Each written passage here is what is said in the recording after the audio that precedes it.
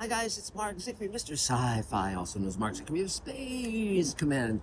And you might have been a little bit alarmed by the subject line of this video, Mr. Sci-Fi's lobotomy, but the truth will come out, and we are going to share it with you in its entirety today.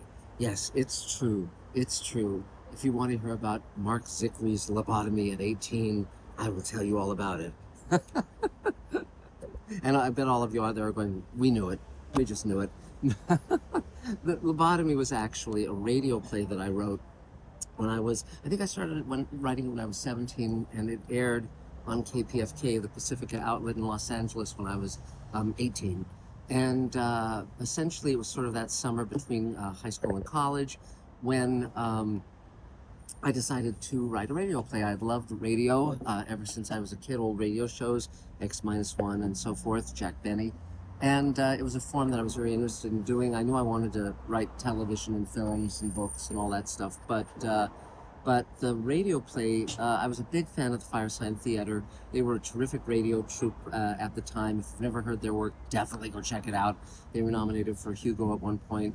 And so I had 3 friends of mine who were also fans of the Fireside Theater and also wanted to be, writing, directing, producing, acting, etc. And so I wrote this radio play. At the time, when I was about 16, I started going to science fiction conventions, and I found it a wonderful environment in terms of the writers, in terms of the movies and TV shows they would screen, in terms of the fans who would attend. It was a wonderful area to satirize. And so I basically had these 2 friends, Barney and Fred, you may recognize those names, who attend the Rubicon, a science fiction convention, and they literally crossed the Rubicon to attend this convention, and it allowed me to satirize science fiction writers like Ray Bradbury and Robert Heinlein, and TV shows like Voyage to the Bottom of the Sea and Twilight Zone, and movies like 2001 and so forth. And it was a lot of fun to write. It's a little over a half hour long, and it was my first professional gig because it was the first time that my work was aired to the world, was disseminated to a mass audience. And there was a radio show called Hour 25. It was a science fiction interview show on KPFK hosted by Mike Hodel and Mitchell Harding. And it was a really great show, and it led me to going to Clarion and all sorts of wonderful, miraculous things in my life. And at science fiction conventions, I got to know Mike Hodel and his wonderful wife, Terry Hodel. And I played it for them at a science fiction convention, and Mike liked it and decided he would air it on KPFK. And then 10 years later, on Hour 25, we broadcast it again. So, but by then, of course, 10 years later, I had written The Twilight Zone Companion. I had written extensively for television, Smurfs, He-Man, Super Friends, Real Ghostbusters, tons and tons. So a lot had happened in that decade. I'd also gotten married, graduated college, all of that stuff. So, so it was really cool. So this is Lobotomy in all of its glory. I'm including images from some of the science fiction conventions I was attending at that time in the 70s. And it was a really wild time for science fiction conventions, and you would meet, Gene Roddenberry would attend, and lots of the stars of Star Trek would attend, and there might only be a few thousand people. It wasn't like Comic-Con is now. There might be 3,000 people at a convention. And they were just wonderful, intimate affairs. Ray Bradbury would attend, Harlan Ellison, many of the science fiction greats, Theodore Sturgeon, and then you young people like Rick Baker, who hadn't made a name for himself yet, and he was selling werewolf masks for $45. so go figure. But anyway, so I thought you would enjoy hearing this. So I wrote it, produced it, directed it, and acted in it. If you listen closely, you can hear me doing many impressions. I also satirized the movie Things to Come, one of my favorite movies that you can watch on Mr. Sci-Fi, and so that's my version of Raymond Massey that I'm doing. Additionally, my co-stars were Elliot Chang, who also produced and did the audio mixing, Bruce Rowitz, who was a wonderful friend and a co-conspirator, and Randolph Lowell Dreyfus, who was Richard Dreyfuss's first cousin and talent in his own right as well. So I hope you enjoy it, and here is Lobotomy.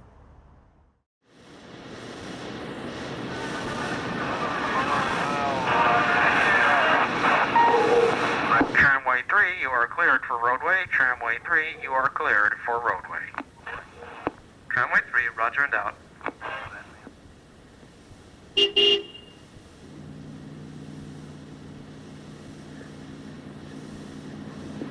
afternoon, ladies and gentlemen, and welcome aboard the tramway lines to the Hotel Formica.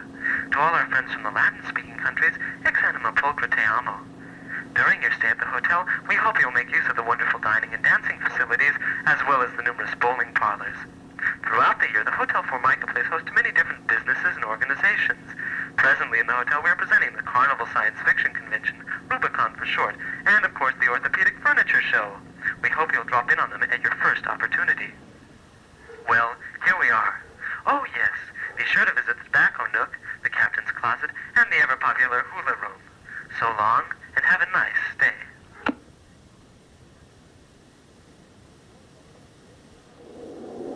Well, Barney, here we are, the Rubicon.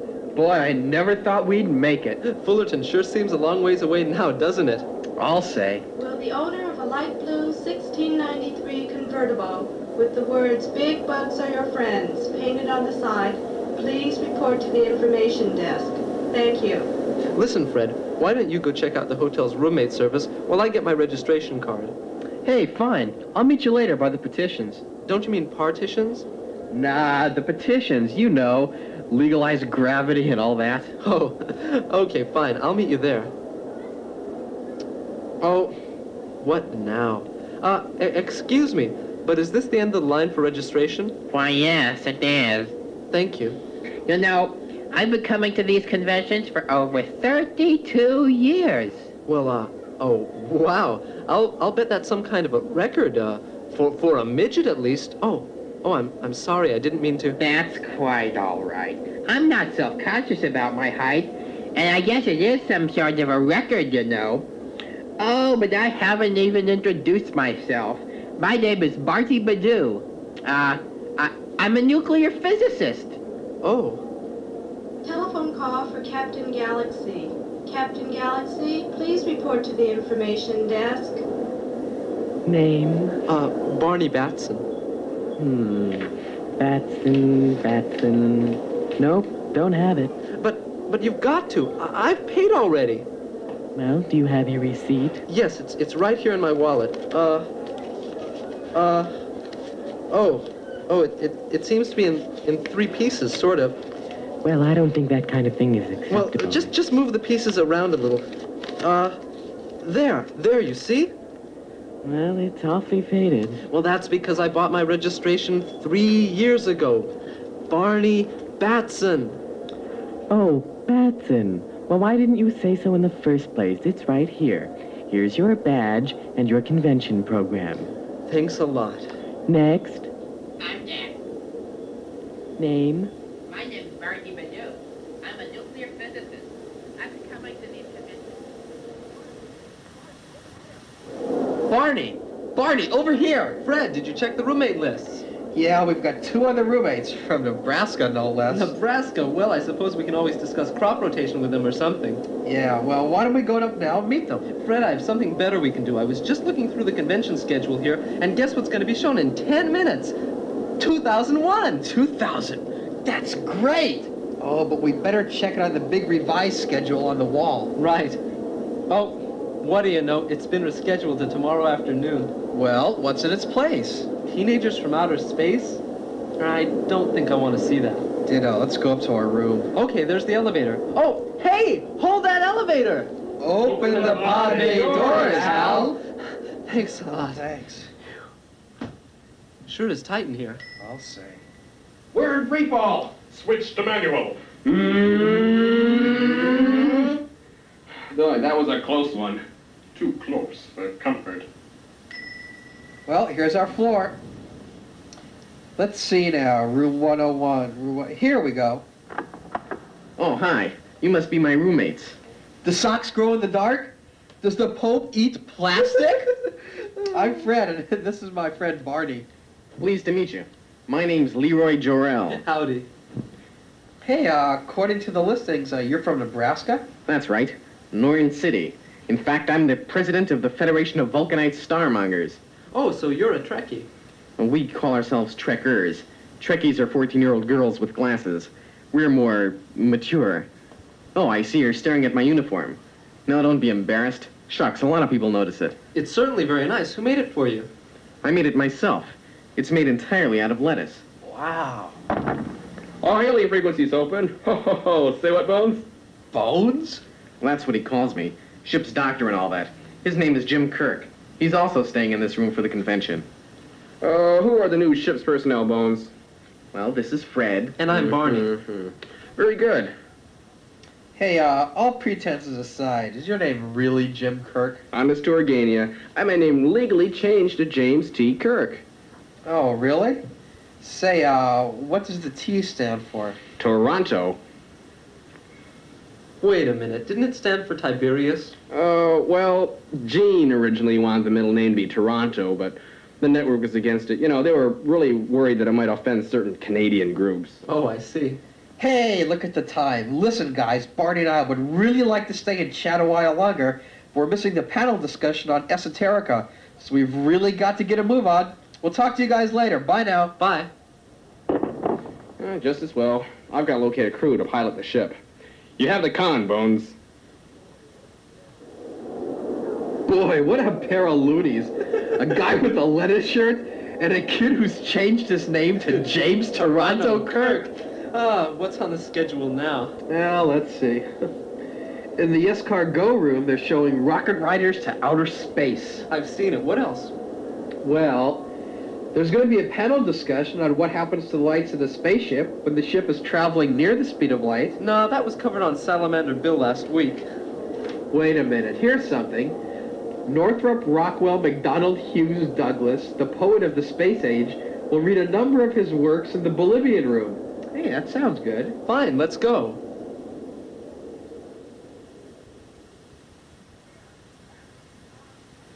We're standing on Venus, Captain, and we're big. We're mighty big. Thank you. And now I will read the first few poems in my Tomorrow the Moon series, which I wrote in 1937 while on a cruise to Ellis Island. Space, space, space. That's man's place. Among the tinny light bulb lights, in the blackly black of the outer void. So man, eternal man, reach out his pinnacled thumbs to taste of cosmic fruit, to grab a piece to call his own, to hold his thrusters high. Beware the rocket blast, my son, the flames that smite, the locks that latch.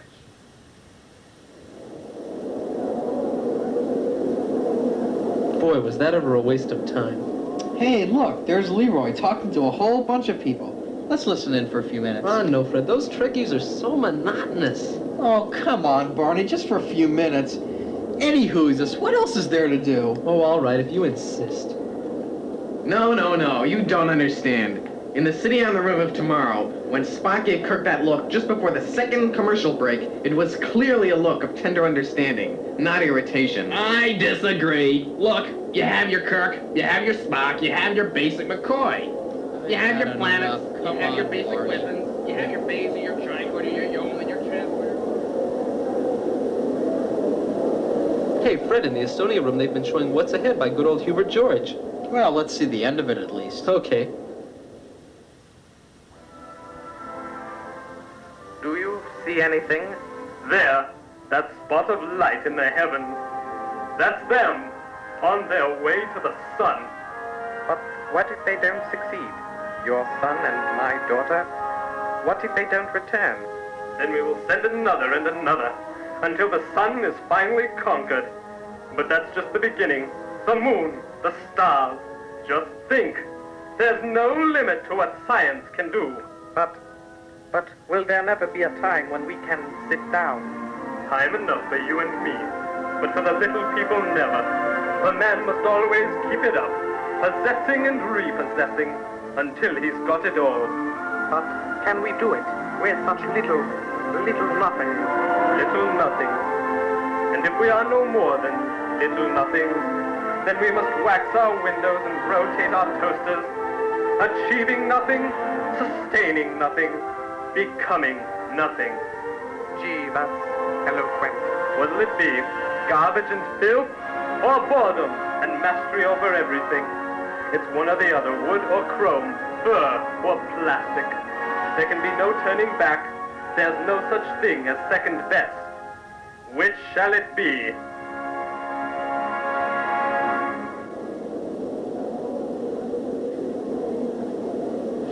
Hey everyone, stay in your seats. I got plenty more to show. Let me just change this reel. The tremendous arc ship Hawk, containing the last few surveyors of the Earth's big mistake, each locked into his own private semisphere, floating in dark space on a collision course with a star-like sun, unless 3 young social defectives can save the Star-Locked. Starring Keir Dullio as Vic Deluzio, with Gay Goodtime as Reckless, and Dick Grayson as Gort. Tonight's episode, Phoenix Without Arizona.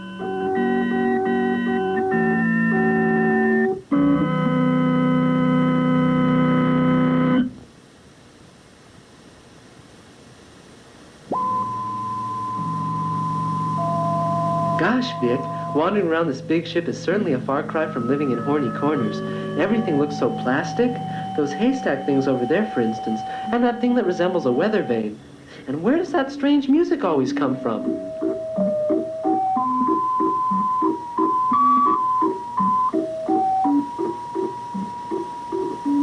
Those aren't haystacks and weather vanes, Reckless.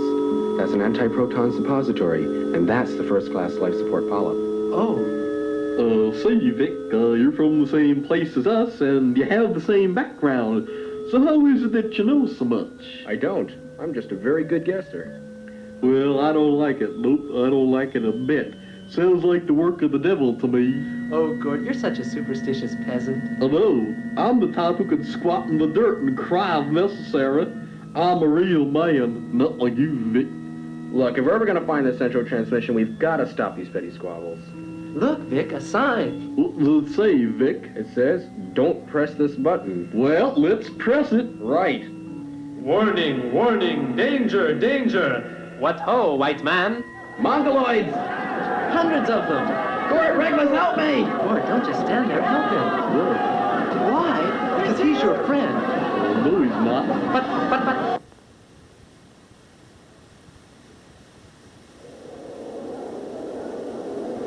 We seem to have a problem here. Hey, you, you're a gopher. Go find out where the second reel of this program is. No way. I'm fed up with this. Mutiny, eh? You'll do as I say. You'll see what happens. No deal, Jack. I had it with this whole convention. Go for this, go for that. I'll tell you what you can do with your projector. You can take it and stick it up your afterburner. I'm leaving. Hey, come back here. Nothing doing. Free at last. Oh, God, I'm free at last. I don't know what to do. Does anybody know how the show ends? No, I don't. No. Oh, well, looks like I'm going to have to go look for the reel myself. While I'm gone, I'm going to put on a reel of old commercials and set the projector on automatic. There is a 14th channel beyond that which is known to man, and on it is a program which is as vacuous as space and as sluggish as infinity. It is the middle ground between cliché and trite, between muddled and absurd. And it lies somewhere between the pit of repetition and the pendulum of monotony. And this is the Siberia of the imagination. It is a zone which we call the dusk area.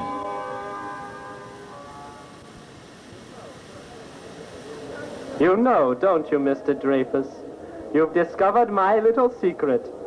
But I'm afraid it's too late now. Much too late. Oh, my God. I should have guessed you were a Martian when I saw you cramming those hors d'oeuvres down your sleeve.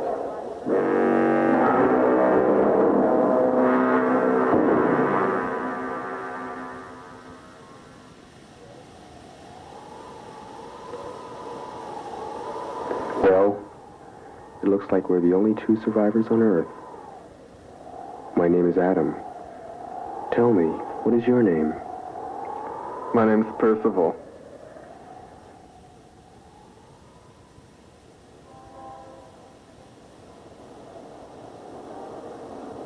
Officer! Officer, we've got to stop them! It's too horrible! We've got to stop them! Easy, son.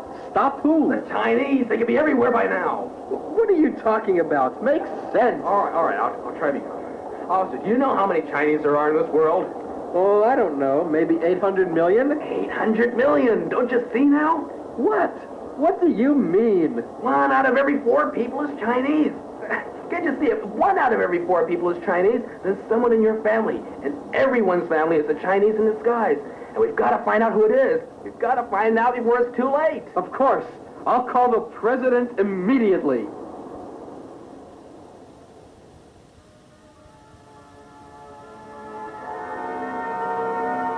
What you just had is a sampler of your will, a sampler into the zone where the acceptable is towed away and the citation reads terror.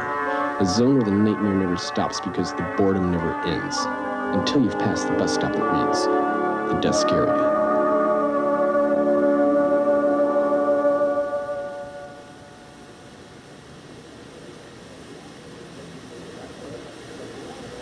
Hello, I may look like a submarine commander dressed in these Navy clothes, but in reality, I'm just a series of dots on your television screen. I'm Richard Buzzboom, and I'm the star of a new laugh-a-minute tragic adventure show called A Foot and a Half Beneath the Sea. It's the wonderful, all-too-ambiguous story of a chuckle-headed admiral and his crew of slap-happy sea swabs living and loving under the water. Oh, but don't get the idea that it's all bubbles and rhubarb. There's plenty of explosions, plenty of monsters, plenty of alien spies. Here's an example. Come in.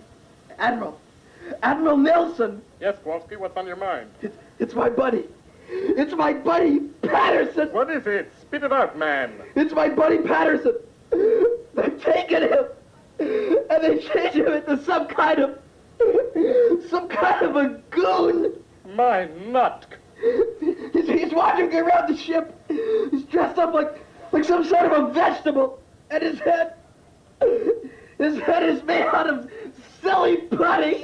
Control yourself, Kowalski. Control yourself. I've got a plan. It's fortunate that I've been working on my positronic gadget and it's almost finished. Here, I've got it in my pants. Exploiting? You bet. So for the kind of entertainment that always leaves you watching for seconds and is sure to make me lots of money, be sure to miss 30 Seconds Under the Sea, coming soon on every channel in your neighborhood.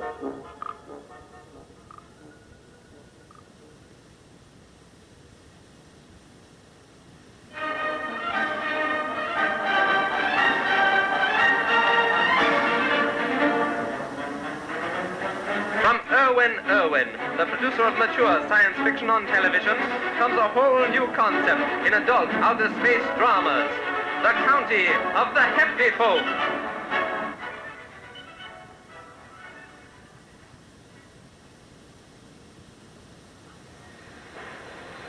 Well, folks, it looks pretty gloomy. The engines are crapping out and I don't know how to fix them.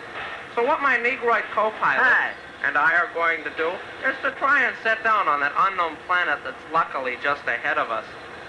So everyone keep your heads down. I'll throw this old baby into third gear and pray for the best. Here we go!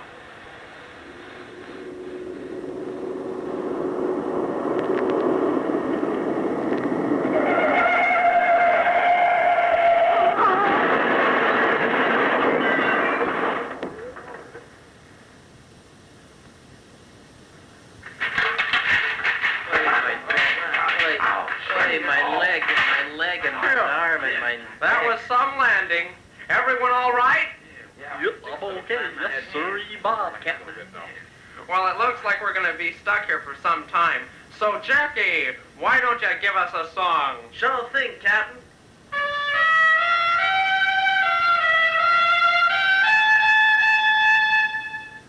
Play it as only you can, Jackie. Now, what say we all find some molesters and... Hey, look at that! People like us! But they're huge! I don't know if they stand up. Captain, since this is the first meeting between the Earth people and outer residents, it's up to you to say something auspicious. Okay, just give me a minute to think. Does was set on the moon? No. Oh, darn. Here they come, but I'm not ready yet. Oh, Lafayette, we are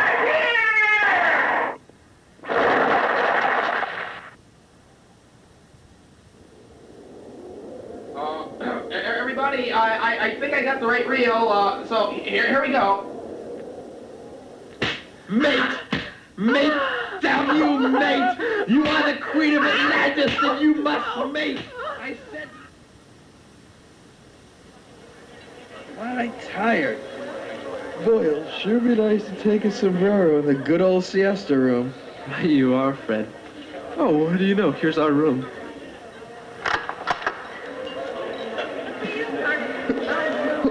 Who are all these people in our room? It's Toronto Kirk. He's rearranged the furniture. Ignore that subspace static. Warp factor 5, mister. Course plotted and on the board. Armed phaser banks. Phasers armed and ready, sir. Fire!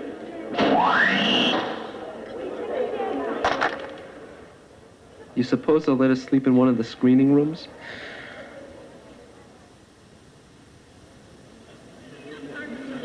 Hey, waitress! Look at us! Look at our hats! Boy, what a night. I couldn't stay asleep. I know what you mean. Each time the army shelled a giant spider or electrocuted someone's monster suit, it woke me up. There you are. You're the egg and toast, and you're the buffalo chips and Coca-Cola. Right. We're Rocketeers. We don't have to pay. Feed me, I'm hungry. You can sure tell who's from the convention. Yeah, the ones from the convention, the only ones wearing bow ties and suits from Andy Hardy clothiers. You're right. Why is that? I don't know. Well, I'm going to find out. Watch. Slow natives.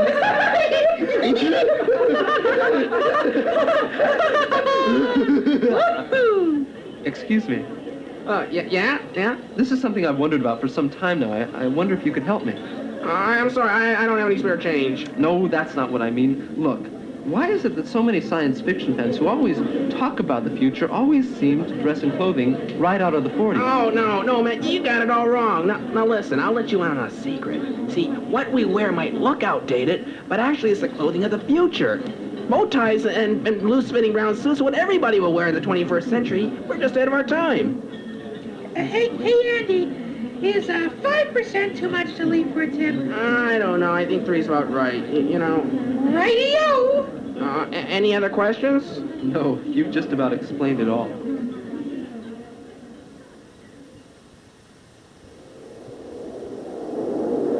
Yes, I think there's a great future mining the sea. So the way I understand it is that this guy found the genuine shuttlecraft. Federation? How? Where? Well, when the show was canceled, the studio gave it to some home for the mentally redundant. Well, they didn't know what to do with it, so they gave it a suit and enrolled it. That's when this guy comes in. See, he went down there and he talked very fast, used a lot of big words, and was able to get it in exchange for 3 stand-up comedians and a gold brick. What's he gonna do with it? Well, what I heard is that he plans to put wheels on it and convert it into a catering truck. Hey, fellas! What? Hey, look at the space this guy made. Wow, it almost looks real. It is real. I made it so it works. Yeah. No, I'll prove it to you. See that bus boy?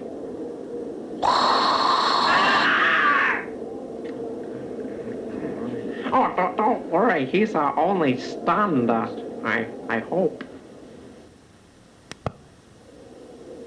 Latvian upholsterers. So 2001 will be shown this afternoon. But what is there to do now? Well, there's a panel discussion on scatology and science fiction, and a lecture on the dynamics of the interdimensional colon, and a reading of the 3rd story in the Atomic Suspenders series, and the auction, and the 7th showing of the Brain Eater, and a lot of other things.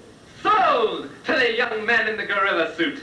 A very sharp bargain, if I do say so myself. It's not everyone who can get a genuine banana used in Baboon World for as little as $1,600. Now this next item up for bid is something I'm sure you'll all want. These are the original carbons of John Runnymede novel, Stand on Monaco. Now these are not the carbon copies, mind you, but the actual carbon paper itself. That's right. 3,000 sheets of carbon paper. Now, this is only going once, and it's entirely unique. It will not be repeated. So what do I hear? $1. 6,667. $300. 500. My sister. 700. So I told the president to go insert his head in a paid telephone. Anyway, Bill, to get back to my original point, you can't tell an elephant where to dump its load. Am I right or am I right? Nevertheless, you must agree that science fiction, in order to be science fiction, must have beautiful women in tight, bulging spacesuits and salivating aliens and long, hard ray pistols and huge, thrusting rockets and shiny black boots and big, round planets.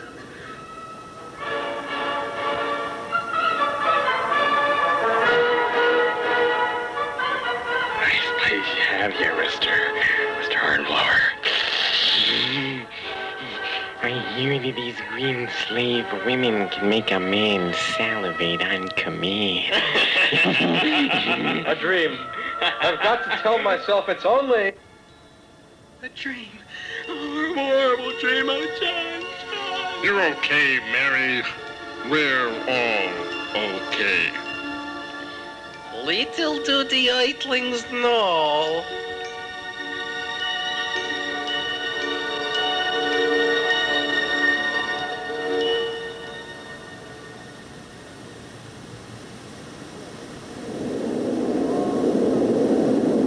Well, 2001 is next. Boy, I can hardly wait. Don't be too optimistic. Oh, Fred, what could possibly go wrong now? Everyone, could I have your attention, please? Could I have your attention, please? Now, as you all know, we were going to be showing 2001 at this point in the convention. Unfortunately, we just received a telephone call from the studio, and they are very sorry, but they have accidentally sent the print to Montevideo. That's in Uruguay. Okay, please, listen, please. So what we're going to do now is this. Luckily, we have gotten a speaker who will answer all your questions, and I'm sure you'll have many. His name is Duncan Crumbly, and I'm sure you remember him from all those Captain Wonderful serials he starred in back in the 20s. And after that, we're going to be showing Gorillas on Parade. So without any further shenanigans, here's Mr. Crumbly. Thank you. Yes, it certainly was exciting being a superhero for all those years. I really could fly and eat metal, you know.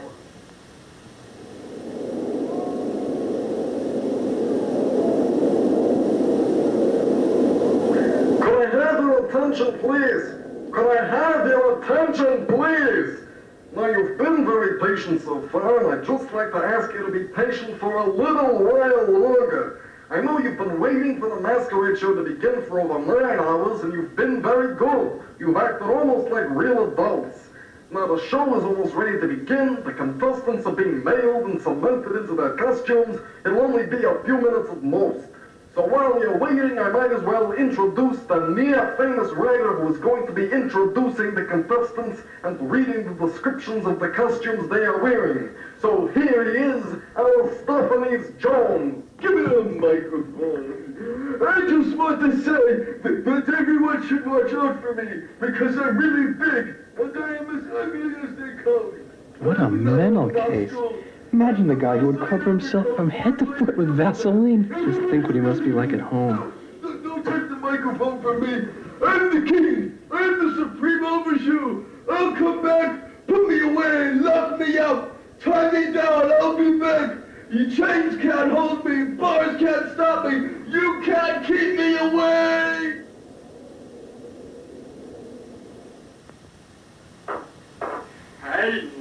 Yes, I'll have another Fayway on the rocks, and this time put real rocks in it. So, I take it that this is the banquet. From Banquet, here we are. You, Duncan Crumbly, retired celluloid superhero, and me, Lalo Tiresias, the undergraduate dean of science fiction. The banquet's guests of honor, and only 3 people show up. Well, there's 5 counting us. Oh, Thank you. This shows you the esteem in which we are regarded. My goodness. Excuse me, Mr. Tiresias, but don't you think you should start your dinner speech? What speech? There are only 3 people here. Nevertheless, the only reason that you're getting a free dinner and being allowed out in public is that you agreed to give a speech. What about Duncan? He doesn't have to give a speech. That's because he's the guest of honor for the Banquet's vegetable plates, and besides, he wouldn't have anything to say. I have a lot to say. I was a superhero. I was adored by dozens. But you're a writer, Mr. Tiresias, and your fans, all 3 of them, expect you to make a speech. They paid real money just for the chance to be part of an anonymous crowd that's in the same room at the same time as you are. They're saying in their own stupid, inarticulate way, "Hello, will you be my friend?" And you won't let them down, will you? Listen, Geppetto, I'd trade 1,000 fans for 1 decent barber.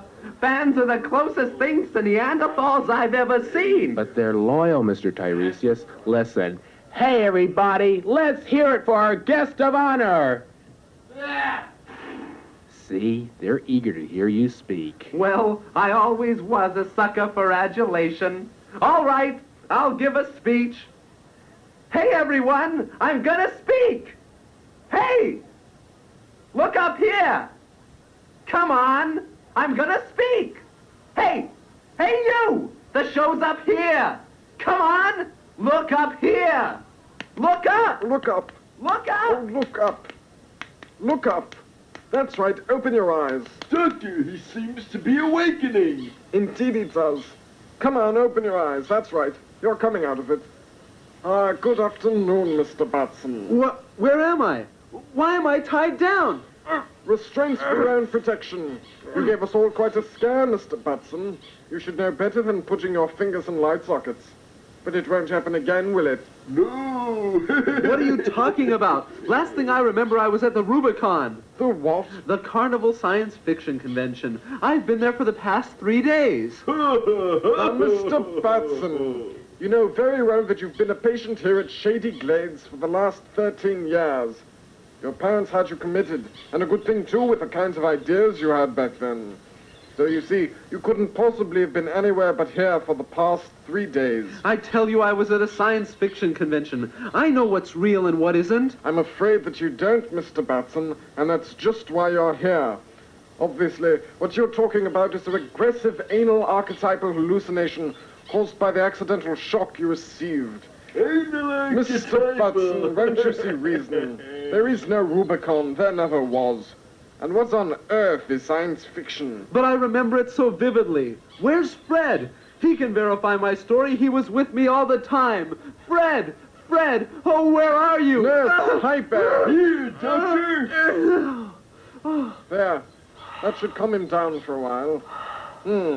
This is far more serious than I suspected. He refuses to accept the fact that his story is absurd. Science fiction indeed. We must act immediately if we are to cure him of his delusion. Nurse, go and ready the operating room. I'm going to perform a lobotomy. Just as you say, Dr. Nemo. Now you just lie easy, Mr. Batson. Soon everything will be just fine. But the midget, the space poet, the Trekkies, they couldn't have been a hallucination. We dream lots of silly things when we... No, it was a real place, and that's where I belong, not here. Oh, it was so different from this place. And yet, in some ways, it was much the same. Come now, Mr. Batson. We all know that there's no place like the home.